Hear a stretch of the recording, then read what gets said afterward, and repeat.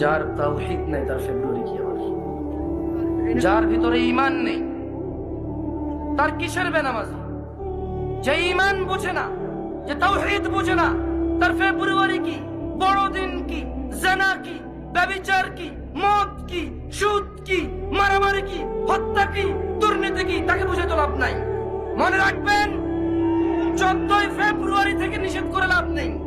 কারণ 14 ফেব্রুয়ারি ওই সকল মানুষ যায় যারা তাদের রবকে বোঝেনি।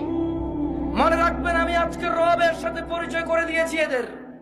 এরা যদি মনে করে 14 ফেব্রুয়ারি যাবে আর ওদের মৃত্যু হবে ওই অবস্থায়, আর তাদের কোন ওলি মুর্শিদ আছে যে তাদের কবরে যাবে 14 ফেব্রুয়ারির ওই ও নষ্টপনা, নোংরা অশ্লীলতার ওখানে গিয়ে তাদের কবরে গিয়ে কেউ তাদের রক্ষা করবে, ওলি আর মুর্শিদা আছে, আমি আর আপনি কি করতে পারি? এখানে দেখা যাবে সেদিন, যেদিন বিচার হবে, মানুষ আল্লাহর সামনে আসবে এককভাবে, একা একা।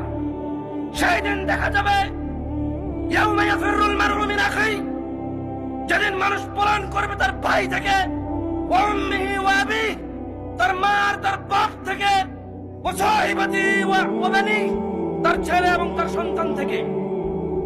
সেই দিন দেখা যাবে যে তার 14 ফেব্রুয়ারি তার আইডলরা, তার সিনেমার নায়করা, তার রাতের আনন্দের গায়করা, তার চোখের সন্তুষ্টির গায়িকারা, নায়িকারা তাকে কতটুকু উপকার করে।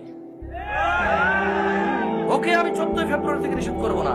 আরে ওর ঈমানই নেই, ও মুশরিক, ও আল্লাহর সাথে শিরক করে। 14 ফেব্রুয়ারি কি আবার এখানে?